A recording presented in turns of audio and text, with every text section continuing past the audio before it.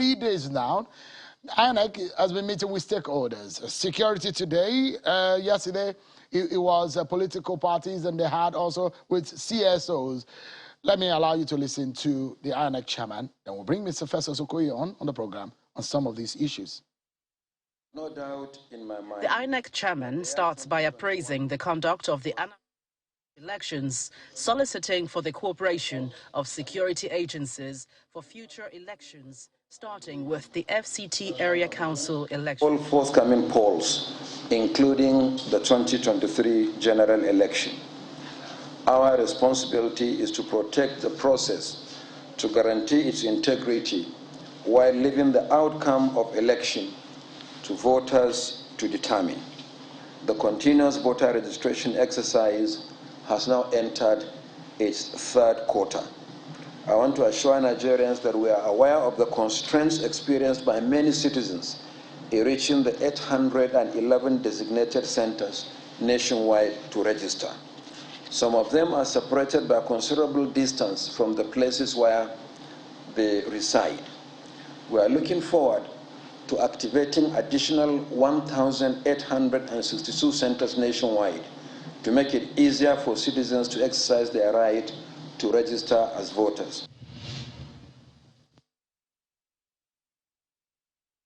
The INEC chairman, Professor Mahmoud Yakubu. INEC is obviously looking forward to the passage of the Electoral Act. The mode of primaries and other issues raised. The Ekiti and Osun elections are just months away. The timetable of the schedule is being released. We got to speak with INEC, but what are the issues now? Let's take a look at some of the issues that we'll be engaging INEC on tonight. As INEC await the amendment of the Electoral Act, what effect does it have on the process? Can your PVC really expire? Plus, Ekiti and Osun election are here with us. The controversies, what is INEC doing to deal with these? What then is the bottom line of this conversation, everyone? Is INEC ready for the big election year? These are some of the issues for discussion. I have joining me now Mr. Festus Okoye.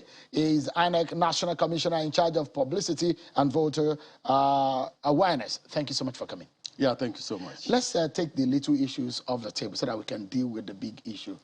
Can a PVC expire? Bola Tinubu seems to have made a mistake. He made that claim when he was speaking to some women and asking them to come out. But there is a statement from his office that he mistakenly used the word expire instead of saying updated. That was a statement released from Bola Tinubu's office. But in truth, can a PVC expire? Well, as far as the commission is concerned, all the PVCs that have been issued are valid and subsisting. And as you also are aware, the commission is engaged in a transition. We've transited from the smart card reader to the BVAS. Now, previously, all the details of the registered voters were on the permanent voters card. But we have transited to the BVAS. Now, what happens is that the data of the registered voters are uploaded onto the BVAS. So the data is stored in the BVAS. So the data of the registered voter resides in the BVAS. So what happens is that when a voter gets to the polling unit, the presiding officer does a couple of things. One, the presiding officer may use the VIN number in the permanent voters card to call up the voters' data from the BVAS itself. The presiding officer may also use the last name of the registered voter to call up the voters' data from the BVAS, or the presiding officer may use the barcode that is on the back of the PVC to call up the data, or use the QR code that is on the voters' register to call up the data. So before the BVAS leaves INEC's office, the polling unit code has been configured into the BVAS, and the data of all the registered voters in that particular polling unit have been configured into the BVAS. So the data resides in the BVAS. So the implication is that our permanent voters' cards have not expired, and all of them are subsisting. What we ask the voters to do in all the press statements the chairman has issued are basically 6. 1, those who have attained the age of 18 and above, who have not registered before, have been asked to register, if they so desire. 2, people who want to move from one state to the other, or from one local government to the other, who want to move their registration from one state to the other, or from one local government to the other, or from one registration area to the other, are free to do so. The third is that those whose PVCs have been defaced or who have lost their PVCs can apply for a replacement. Those who want to also review the data on the, the information relating to their PVCs, maybe there has been a misspelling, there has been one challenge or the other, can also do that. And those who want to collect their PVCs or who want to know the status of their PVCs are also encouraged to do that. So these are the things we have done. But in terms of persons who have previously registered, going to go and register again, that does not arise. Attempting to do so amounts to a clear violation of the law, and it attracts very severe sanctions. So let's get it clear. Yes. If, for example, I have a PVC that I obtained from INEC in 2015, is it still valid? Can I still use it for the next election? If it's still intact, if you not defaced? Yes, if you have registered, even if your PVC is defaced, it is still valid. The only thing is that because of the fact that it has been defaced, you want to obtain a new one that is not defaced, that is good. But if you have ever registered with the Independent National Electoral Commission, your registration is still valid because your data is there. Your data has been uploaded into the BVAS. So there's no need to go and cross-check. Can we cross-check the data of any voter on your website? Oh, definitely. You can cross-check. How do you do that? You just log on to the, the commission opened a portal where even newly registered voters can do their pre-registration before going to go and capture their biometrics at our in any of our offices. Now, in that, the platform gives you options. So when you get to the platform, you choose either the option of a new registrant who wants to register fresh, or you go to the option of those who have lost their PVCs or whose PVCs have been damaged. You go and interact with the portal in relation to that. Or if you don't know where your PVC is or where to collect your PVC, you go to the platform and interact with the portal. But is there a way, for example, I mean, I used to live in Lagos, I now live in Abuja, and I want to be sure, as soon as I heard Tinubu say, your PVC is expired and I'm jittery, can I go somewhere on your platform to say, Seun Kimbaloye, whether or not my data will pop up on your website? It will pop up. It will pop up. Definitely. So yes. Where can www what? I don't have it offhand. Okay, great. Yes, but you can go to the portal and then and find it. So not like unlike your bank ATM cards that expire after 2 or 3 years, your PVC never expires. The PVCs that people are holding are current and valid and subsisting. Thank you so much for clearing the air. Yes. Now, let's get to the bigger issues. First and foremost, I'm very sure you may be happy that the National Assembly has rescinded their position on the mode of primaries. Now, it does look like we're headed somewhere. But the big question I'd like to get off the table now is, can you use the Electoral Act, if it's amended, ascended to by the president, for Ekiti and Osun elections? Yes. There are some of the activities that have already commenced have commenced on the basis of the existing law. If a new act is passed and there are some other changes in relation to the Osun and Ekiti governorship elections, we will use the new law to carry them out. And I'll give you an example. For instance, in the bill that is pending before the National Assembly, it provides that if an election has commenced and before the conclusion of that particular election, the candidate dies. In relation to the presidential election and relation to governorship election, it provides that the deputy will take over and continue with that particular election and then appoint a deputy. But previously, that was not the position. until we had the Supreme Court judgment in relation to the Kogi governorship election. Now, so it has been inputted specifically into the law. Obviously, when the law is passed, it may not meet the window for the primaries for Ekiti and Osun state election. And so, in that sense, any of the provision for the mode of primary may not be effective. No, the primaries for Ekiti has already commenced. The primaries, the window for the conduct of the primaries for Ekiti started on the 4th day of January, and it will end on the 29th day of January 2022. So in relation to the mode of primaries, the primaries in relation to Ekiti has already commenced, and we cannot turn back on that. So the Electoral Act will not be effective in that respect? No. But in the area of transmission of result, whether electronic or not, as captured in the bill, if it's passed, that one can take effect on election day and afterwards. Well, you know, as this commission has pointed out that there are certain things that we have already put in place and we cannot go back on those things. One of them is the use of the beavers for the purposes of voter accreditation. And the second is the issue of transmission of uploading of polling unit results into our INEC result viewing portal. Those ones are valid, those ones are subsisting, and we are going to proceed with those ones.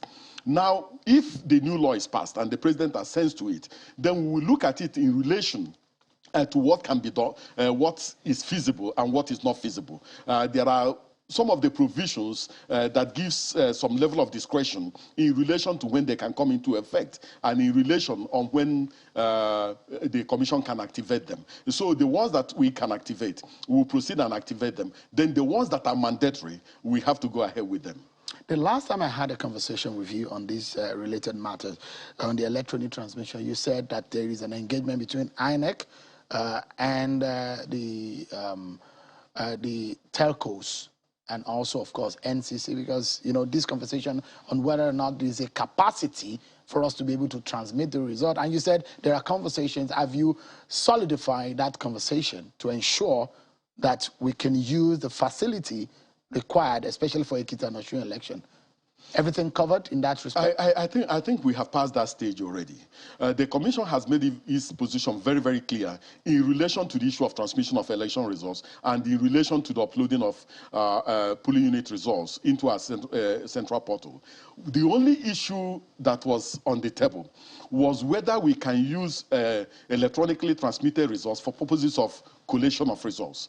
And that was the only thing that was on the table. And we said that there are a few impediments embedded in Section 63, 74, and other related provisions of the Electoral Act that needs to be removed to enable us electronically collate results and make a declaration and a return based on those ones. So those ones were the only issue. The issue of whether we have the capacity to transmit results of elections electronically is no longer on the settled, right? Yes, it's settled. So as that area, those portions, have they been fixed in the new bill, in the bill that has been worked upon? Yes. They're being fixed? Yes. So if this bill, it does look like a document that will equip INEC effectively, is it? Well, I think we are happy with some of the provisions in the bill because during the public hearings, we were part of the public hearings. We participated in the technical sessions relating to the bill. There are so many aspects of the bill that emanated from the Independent National Electoral Commission. And there are also aspects that emanated from members of the House. But I think that the commission got at least 60% of some of the provisions or some of the recommendations we made to the National Assembly. So everyone in INEC might be happy with the bill if passed. It will make your work better. Yes. So let me ask you, because this is one thing that I know INEC don't like to talk about, but we know that it has messed up our elections in the past. It has to do with the approvals of money. Yes. For Ekiti and Osun. Yes. Has the money been approved? Have they been released? Well, approval is different, release is another thing. I know that in relation to the governorship election in Ekiti and Osun, the commission has the funds to run those elections. I know you don't like to shake tables, but in truth, come straight with Nigerians tonight. Do you have, as the funds, when you say, I've heard this before, and you know, off the camera, you say, look, there are a few things that you don't want to say, but eventually things happen and elections are being messed up. Do we have the releases for Ekiti and Osun elections? Or Ekiti comes first, isn't it? Yes. are we guaranteed that we are good to go for Ekiti? Now, you see the way our elections run is that they run in phases. We are now in the pre-election phase, and then we get to the election phase, and then the post-election phase. In relation to these two off-cycle elections, funds will not be a problem for the Commission. The President gave that particular guarantee, and we are proceeding at least with the election. So funds will not be a challenge in relation to these two elections. Funds will not be a challenge. Mr. Okoye. You also realize that under the law, yeah, there's what is called the INEC fund. Yeah. So when there's a challenge, when there's a problem, when releases are not coming as at when due, we can fall back on the INEC fund and run a particular process before the releases come. I always have my ears to the ground.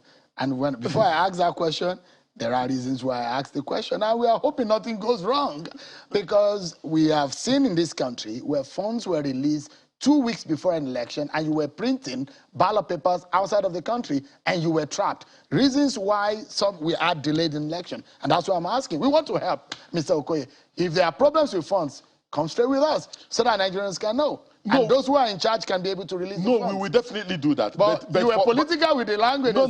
Funds will not be a problem. Nobody is saying funds will be a problem. Yes. But in the past, we've seen that funds that were not released. Oh, that is true. And that is why, if you look at the new electoral bill, yeah, it makes it mandatory that funds for the 2023 general election must and shall be released to the Commission at least 12 months before the election. Right. So I think that the bill is quite progressive, and we are confident that even if the bill is not passed, that the presidency and the National Assembly and all the people involved have seen the way Nigerians, the mind of Nigerians are working, and release the funds meant for elections on time to enable us prepare and prepare well. I'm totally out of time. This is above my pay grade, but I will risk it. I just have 30 seconds to go. And I want to ask you, CVR, the continuous voter registration for 2023, when will it resume across the country? It's ongoing. What we are trying to do is to devolve further to either the registration areas or to the remaining places where we have not devolved. But we are discussing with the security agencies in relation to devolution. Right. And we are hoping that we can roll out and roll back depending on the security situation in each state of the Federation. Mr. Festus Okoye, so much to unpack, but I sincerely thank you for some of the information that you have given us tonight, and it probably helped. We do hope to see you back here some other time. Thank you so much, Mr. Festus Okoye. I appreciate this opportunity. Thank you so much. Well, that's our show for tonight, everyone. I hope you had some good time listening to my guest tonight. Thank you so much, everyone, for watching. I'm Sean Kimale. Bye for now.